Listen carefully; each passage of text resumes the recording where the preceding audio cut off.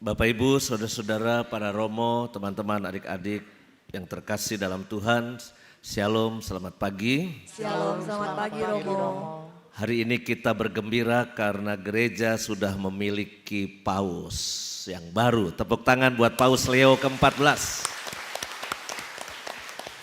Kita tentu tidak menduga yang muncul di balkon itu adalah Kardinal Robert Francis Prevost, ya. Di saat orang mulai berpikir, oh mungkin ini, mungkin itu. Ternyata yang muncul kardinal yang baru diangkat menjadi kardinal baru tahun 2023. Maka saya kira ini suatu karya Roh Kudus yang kita punya harapan baru bahwa gereja akan dituntun pada banyak hal yang baik untuk kedepannya. Mari kita terus berdoa buat paus kita. Dan bertepatan hari ini, kenapa kita mengangkat tema ini? Karena ini hari Minggu panggilan. Hari Minggu panggilan. Maka nanti dalam khotbah saya akan membuat kuis kepada 3 romo ini tentang panggilan hidup mereka masing-masing. Yang harus dijawab dengan jujur, tidak boleh bohong, ya, apa adanya kesaksian hidup mereka. Ya. Suster, oke. Nanti suster juga kita kasih pertanyaannya. Ya. Mari kita siapkan diri kita untuk Ekaristi ini. Kita mohon ampun atas segala dosa dan kelalaian kita. Kita dengarkan firman Tuhan.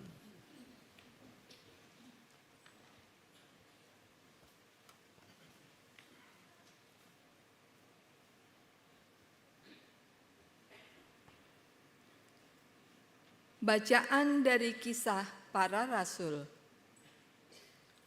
Pada suatu hari, Paulus dan Barnabas melanjutkan perjalanan dari Perga, lalu tiba di Antiokhia di Pisidia. Pada hari Sabat, mereka pergi ke rumah ibadat, lalu duduk di situ. Setelah selesai ibadat, banyak orang Yahudi yang menganut agama Yahudi yang takut akan Allah mengikuti Paulus dan Barnabas.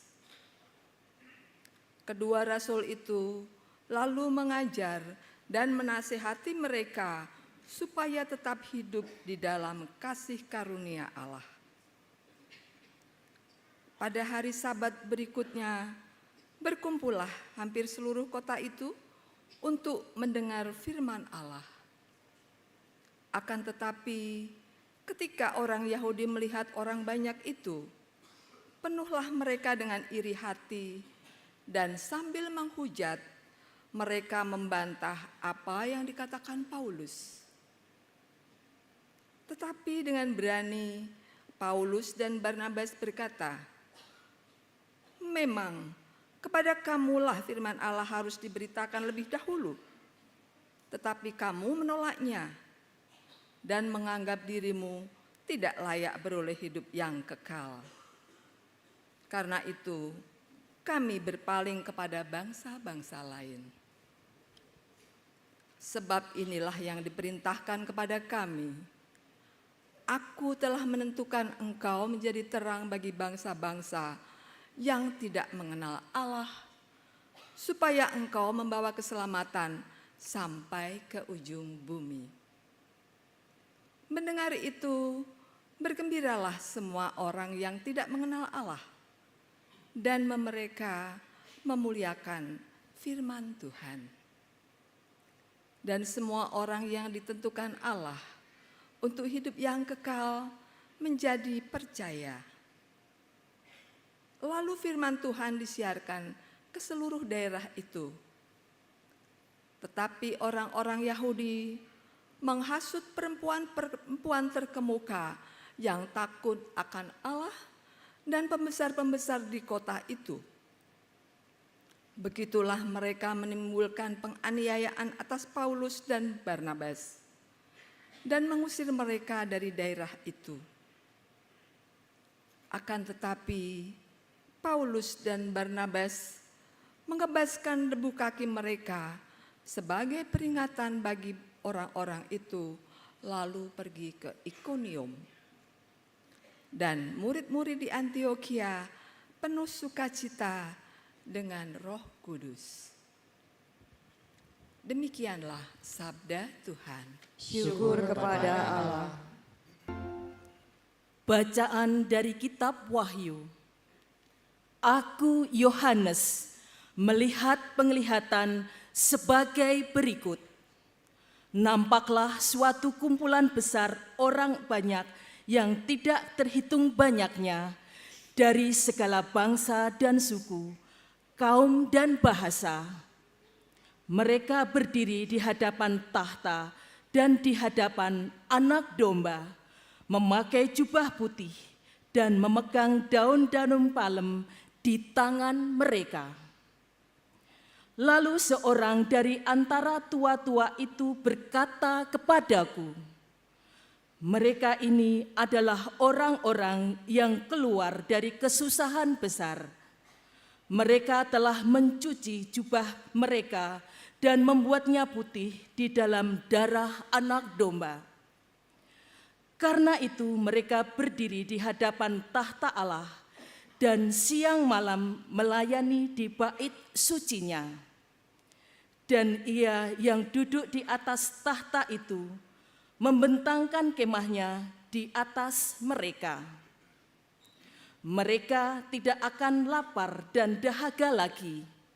Matahari atau panas terik tidak akan menimpa mereka lagi. Sebab Anak Domba yang di tengah-tengah tahta itu akan menggembalakan mereka dan akan menuntun mereka ke air kehidupan. Dan Allah akan menghapus segala air mata dari mata mereka. Demikianlah sabda Tuhan. Syukur kepada Allah. Tuhan bersamamu. Dan bersama rohmu. Inilah Injil Tuhan Yesus Kristus menurut Yohanes. Dimuliakanlah Tuhan. Pada suatu hari Yesus bersabda, domba-dombaku mendengarkan suaraku. Aku mengenal mereka dan mereka mengikuti aku. Aku memberikan hidup yang kekal kepada mereka dan mereka pasti tidak akan binasa sampai selama-lamanya. Tidak seorang pun akan merebut mereka dari tanganku. Bapakku yang memberikan mereka kepadaku. Lebih besar daripada siapapun. Tidak seorang pun dapat merebut mereka dari tangan Bapa. Aku dan Bapa adalah satu. Demikianlah sabda Tuhan. Terpujilah Kristus.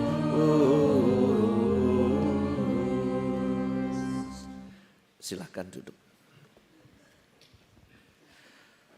Bapak Ibu, saudara-saudara, saudara-saudari, adik-adik yang terkasih dalam Tuhan, selamat pagi.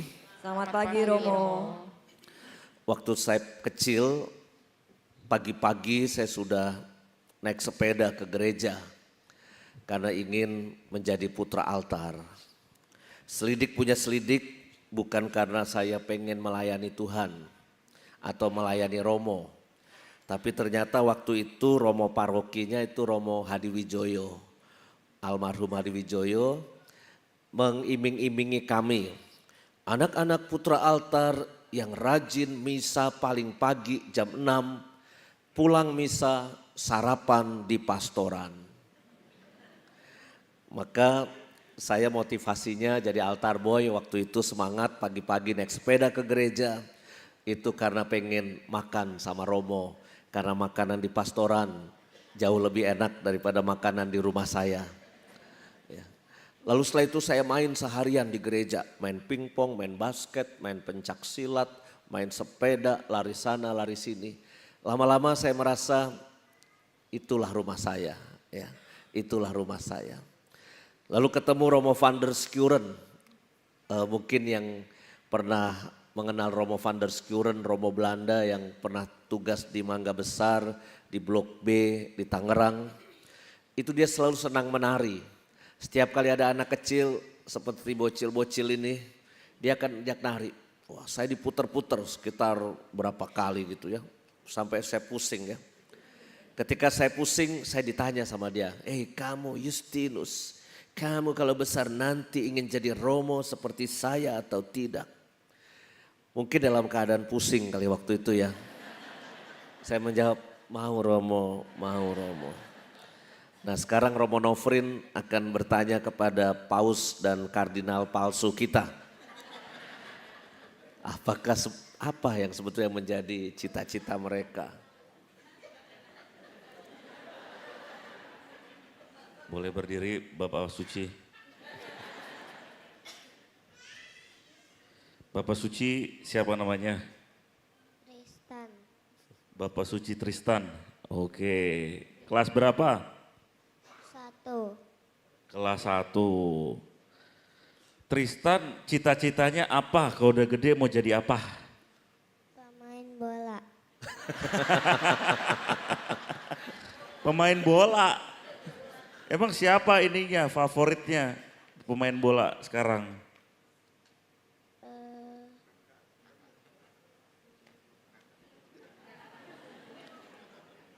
Arhan.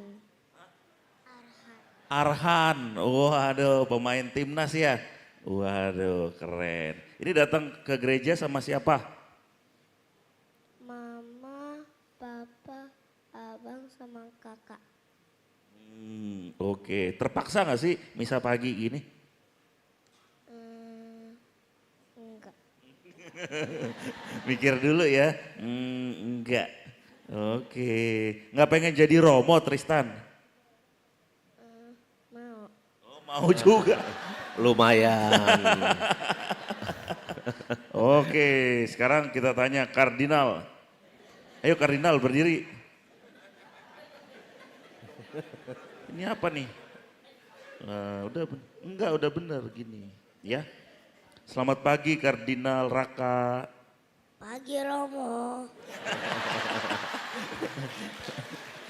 Kardinal umur berapa nih? 6. Umur 6 ya. Aduh. Hancur semua propertinya. Jatuh ya ininya. Ntar kopinya. Aduh, ya Kardinal. Kardinal udah sekolah belum Kardinal? Sudah. Kelas berapa? SD. Oh, SD kelas? 1. Oh, kelas 1 juga. Oh, kata mama belum SD kamu. Ya. Oke. Ngaku-ngaku SD. Datang ke sini sama siapa? Bunda. Oh, sama Bunda. Papa nggak diajak? Enggak. Iya. Kalau gede Raka mau jadi apa cita-citanya?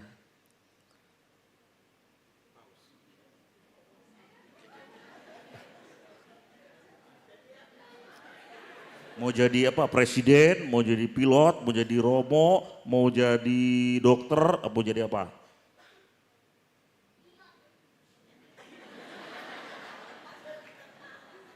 Iya, masih merenung kayaknya Romo. Iya.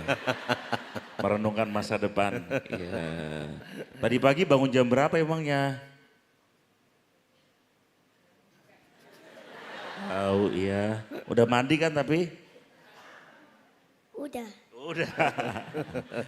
Oke, nggak pengen jadi Romo Raka? Mau nggak jadi Romo? Mau. Mau, bagus. Ya terima kasih Romo Nofrin dan dua bocil kita yang senantiasa rajin ke gereja. Setiap dari kita itu punya panggilan. Bukan cuma panggilan khusus seperti kami menjadi Romo, menjadi biarawan, biarawati. Tetapi juga Anda pun sebetulnya punya panggilan. Maka setiap kali pernah saya menjadi Romo paroki, saya selalu bertanya siapa yang ingin membantu melayani di gereja. Ada beberapa yang sudah langsung oke, saya siap Romo. Tapi ada juga yang sebetulnya menjawabnya itu agak menarik. Dia bilang, aduh Romo maaf, saya belum ada panggilan, kata dia gitu. Terus saya bilang, oke Pak, kalau gitu nanti saya minta Tuhan memanggil Bapak, saya bilang gitu. Akhirnya dia mau jadi dewan paroki ataupun mau jadi seksi di gereja. Persoalannya bukan soal Tuhan gak memanggil, tapi karena kitanya yang mungkin tidak menjawab dengan tepat panggilan itu. Maka syukurilah panggilan yang Tuhan sudah berikan kepada kita, dan apapun jawaban Anda aktif pelayanan di mana, Anda rajin ke gereja, kita menjadi orang Katolik yang setia, saya kira itu juga bagian dari kita menjawab panggilan Tuhan. Untuk anak-anak yang masih kecil ini mungkin bisa juga senantiasa diingatkan untuk juga mencari Tuhan dalam masa kecil mereka. Sehingga siapa tahu nanti kita akan punya romo-romo dan suster berikut. Untuk anak-anak muda yang masih jomblo kesana kemari tidak jelas, jomblo-jomblo gegana ya, gelisah, galau dan merana, welcome to the club.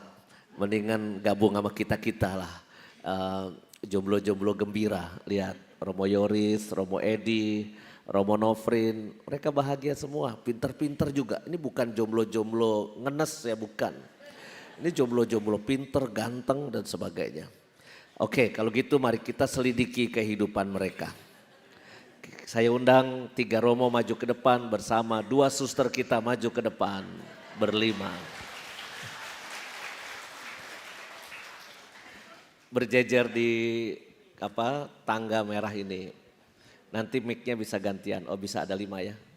Romo Nofrin pakai mic ini bisa 5, oh udah cukup. Selang-seling, Romo, suster, Romo, suster, Romo. Sini suster.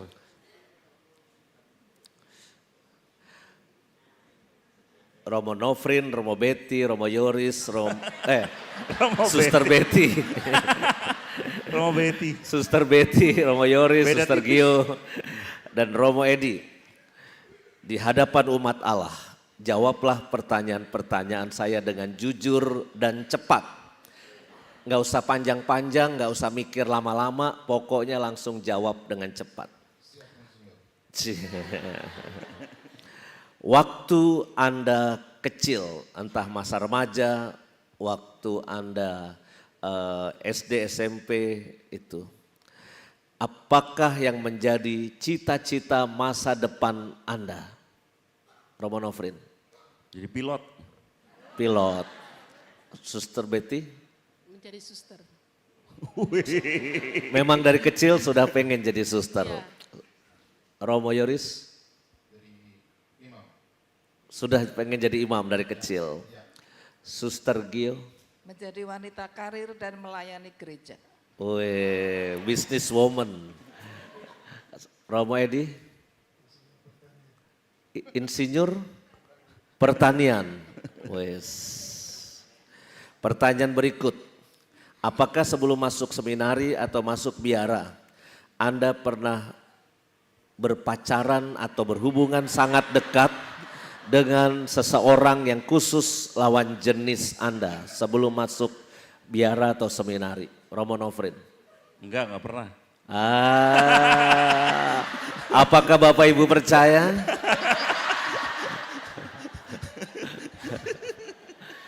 Yakin Romo Nofrin belum pernah? Sama sekali? Enggak kepikiran mau SD SMP, enggak kepikiran. Oh, kepikirannya sudah jadi Romo kali ya? Nah habis SMA baru pacaran. Oh waktu SMA?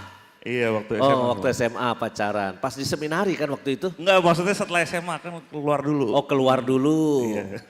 Aman ya aman. Boleh sebut namanya siapa?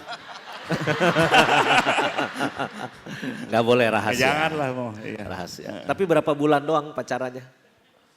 Berapa ya mau ya? Yang resmi apa? Suster Betty, Setahun. apakah sebelum masuk biara, suster pernah pacaran atau berhubungan dekat relasi dengan seorang pria?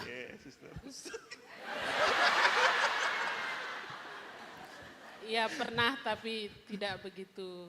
Karena memang dari kecil cita-cita sudah menjadi suster. Mau menjadi suster. Ada rasa waktu itu dengan dia? Iya. Cie. Cie. Iya rasa sebagai seorang remaja yang jatuh cinta. Cie. Sekarang rasanya sudah hilang atau masih tertinggal? Sudah hilang. Sudah hilang, oke. Berapa puluh tahun lalu. Romo Yoris, bagaimana dengan Anda? Ada seseorang? Ya, waktu itu SMP kelas 3, ada teman kores sih, teman korespondensi. Surat menyurat. Surat menyurat ya. Tapi surat menyuratnya temannya itu satu sekolah. Teman sebangku lagi ya? Kelas beda, kelas beda. Oh, Saya kelas 3, dia kelas 2. oke. Sempet disurat pakai I love you nggak, Romo? Waktu itu belum sempat I love you, tetapi suratnya saya ingat suratnya tuh wangi surat itu. Surat wangi waktu itu. Dan yang menariknya waktu itu saya pertama dapat surat wangi itu, lalu saya tidak tahu untuk balasnya pakai wangi gimana. Saya ambil itu kertas buku yang buku tulis, kemudian saya ambil parfum, kemudian disemproti, lalu seluruh tinta yang saya sudah tulis itu mencair.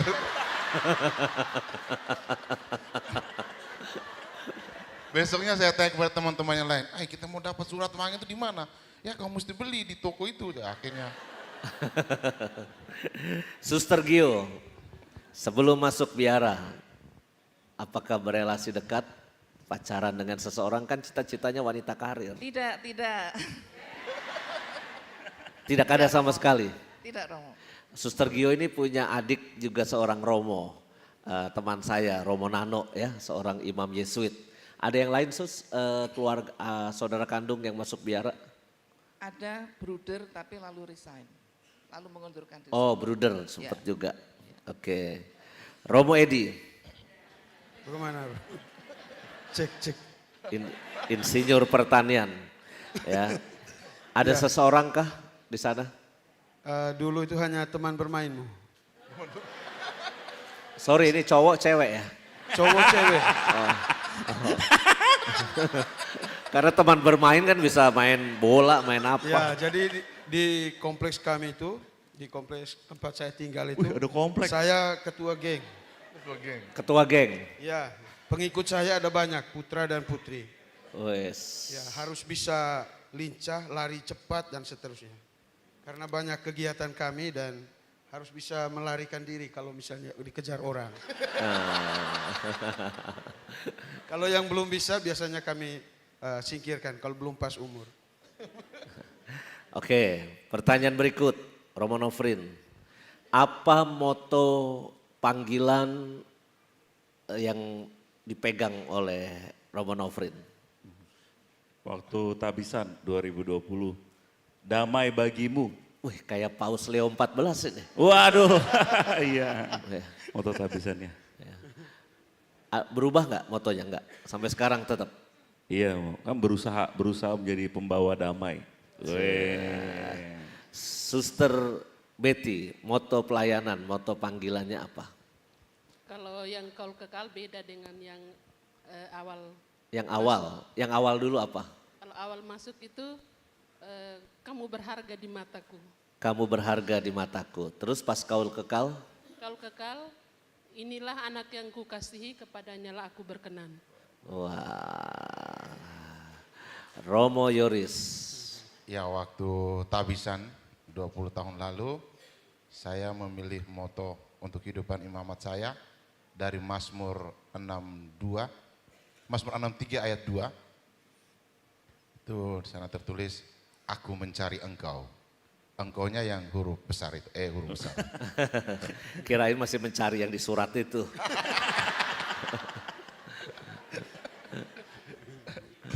Suster Gio, moto panggilan pelayanan. Moto saya renungan Maria di bawah salib Yesus. Dan Yesus mengatakan, ibu ini anakmu, dan kepada Rasul Yohanes, inilah ibumu. Oke, Romo Edi. Dari Yesaya 6:8, ini aku, utuslah aku.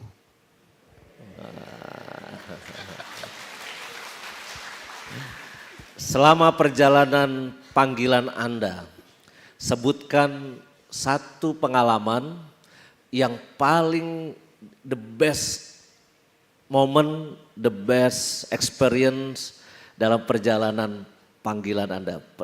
Pengalaman itu yang paling membahagiakan dan paling bagus dalam hidup Anda? Yang paling the best ya Romo ya. Puncaknya ketemu sama Paus Fransiskus ya Romo. Lalu misa ada. Jadi diakon di sebelahnya beliau, itu benar-benar pengalaman the best dari segala pengalaman. Oke, Suster Betty. Pengalaman saya bersyukur boleh ada di tengah-tengah Samadhi. Kalau gitu naik gaji, Suster ya. Romo Yoris juga bilang begitu nih habis ini deh. Romo Yoris. Pengalaman The best moment. ya yang paling indah, meskipun ini ya boleh dibilang sedih, tetapi saya merasakan keindahan luar biasa dari bapak saya.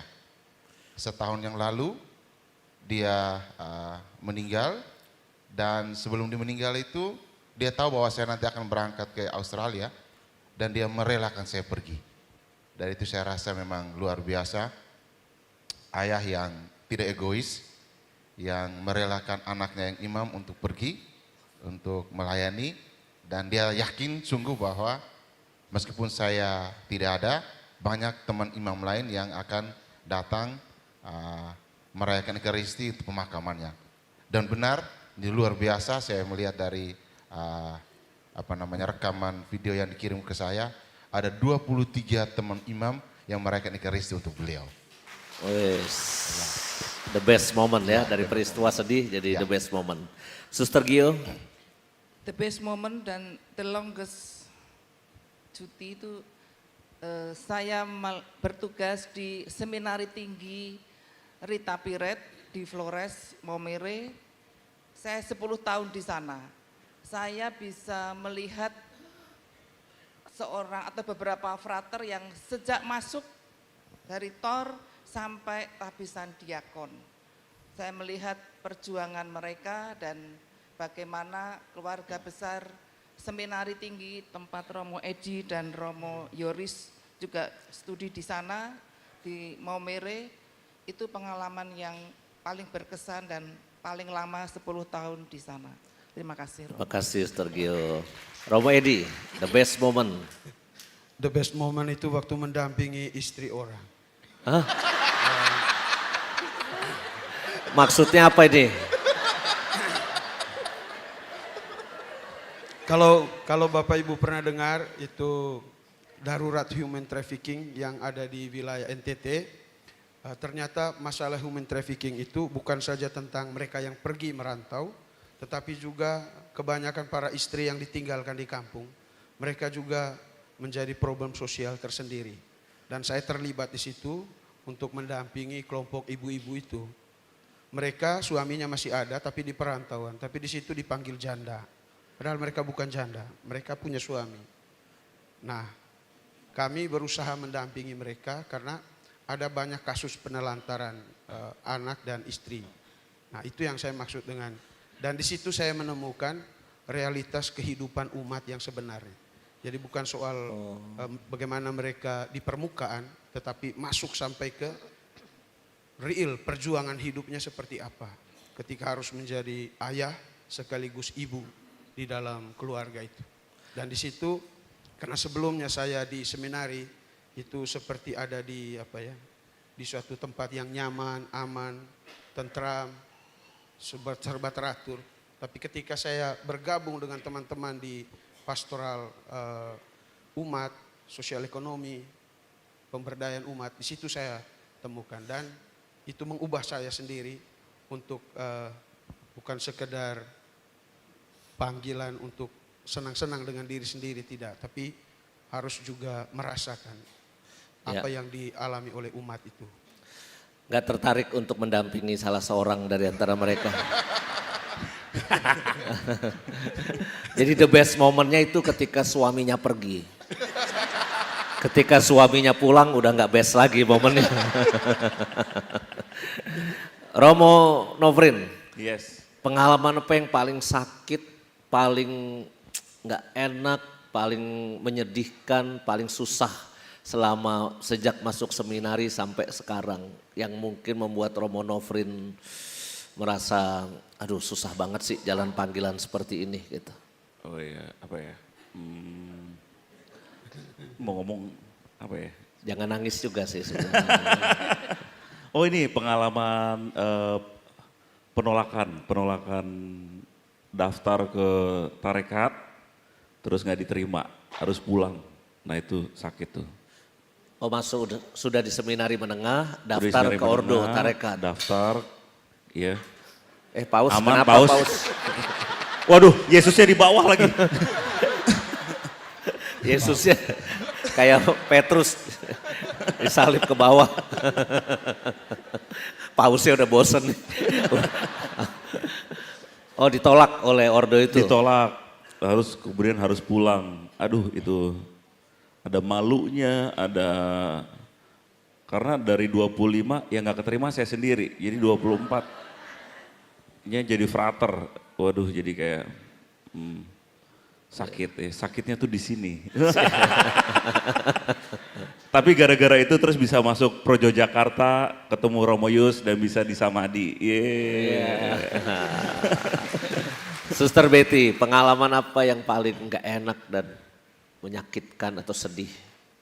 Kalau pengalaman menyakitkan atau tidak enak itu sebenarnya kalau menurut saya itu tidak ada bagi saya, karena yang namanya menjalani panggilan mau di daerah atau di kota itu kan semua pasti ada kesulitan. Jadi saya mungkin karena di luar saya sejak kekal tugasnya di luar daerah, jadi sudah mengalami yang namanya kesulitan. Jadi saya nggak merasa ada yang menyusahkan, itu nggak ada. Oh emang udah tiap hari sulit ya? Udah tiap hari sulit ya, nggak ada yang sulit lagi. Romo Yoris. Baik, ini pengalaman yang tak terlupakan. Baru tahun pertama jadi imam, dan kemudian saya dipercayakan untuk menangani satu proyek pemerintah dengan uang yang begitu besar untuk pembangunan taman kanak-kanak waktu itu. Dan di paroki itu, saya di paroki, dan di paroki itu menurut pengalaman mereka, semua proyek yang masuk selalu gagal. Jadi saya imam baru setahun imam, itu dipercayakan untuk tangani proyek itu. Kebetulan saya jadi pastor rekan di situ, pastor parokinya sudah agak sepuh. Lalu kemudian semua mata umat merasa atau menilai atau menjudge bahwa pasti proyek ini gagal juga. Pasti. Karena hampir 6-7 proyek yang masuk di wilayah paroki itu semuanya mangkrak dan gagal. Lalu ketika saya masuk mereka bilang ini imam baru ini, imam muda ini pasti hancur juga, nanti uang hilang itu. Lalu apa yang terjadi? Satu kesempatan saya kemudian dimaki. Diteriakin dari jalan, lalu kemudian dicaci maki, bilang imam baru tidak tahu urus, lalu kemudian nanti kami punya daerah nggak bisa maju-maju. Padahal penanganan proyek itu baru jalan 1 bulan. Baru 1 bulan. Tapi waktu itu saya sudah cairkan dananya, lalu kemudian materialnya sudah ada kan, dan memang sudah tumpukan material sudah terjadi, tukang-tukang sudah pada kerja, dan kita sedang mencari proses. Tapi kemudian dituduh bahwa nanti mangkrak, bla bla bla dan semuanya. Dari situ saya punya tekad bahwa saya harus bertanggung jawab dengan tanggung jawab ini, dan saya akan membuktikan bahwa asumsi mereka tidak benar. Dan puji Tuhan, meskipun agak terseret, dalam waktu 6 bulan, 7 bulan proyek itu selesai dan diresmikan oleh Kepala Dinas PDNK waktu itu, dan juga Bapak Uskup saya yang datang memberkati, dan semua berhasil sampai sekarang. Jadi pengalaman saya di Maki itu benar-benar real, nyata, dan saya baru lihat, aduh, seorang imam jelas. Dan ada beberapa anak mudi ke OMK waktu itu yang di samping di pastoran, karena kami waktu itu sedang nonton pertandingan Liga Champion. Dan mereka bilang, anak-anak muda ini, besoknya mereka bilang, Romo, untung tadi malam itu Romo tidak ada reaksi apapun. Kalau Romo bereaksi, dia kami bunuh. Dan waktu dia memberontak ke saya itu, saya tidak satu kata pun. Saya diam saja dan kemudian tenang. Lalu kemudian mereka yang ada 4 orang anak mudika yang sebentar nonton bersama saya itu, mereka hanya lihat saja reaksi saya apa. Lalu kemudian saya keluar, saya tidak jawab dia juga, langsung balik masuk ke kamar dan istirahat karena sudah malam. Lalu mereka lanjut nonton.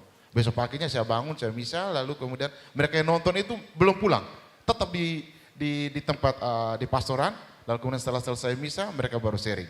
Bilang, Romo untung semalam Romo gak ada reaksi. Kalau Romo beraksi, dia selesai.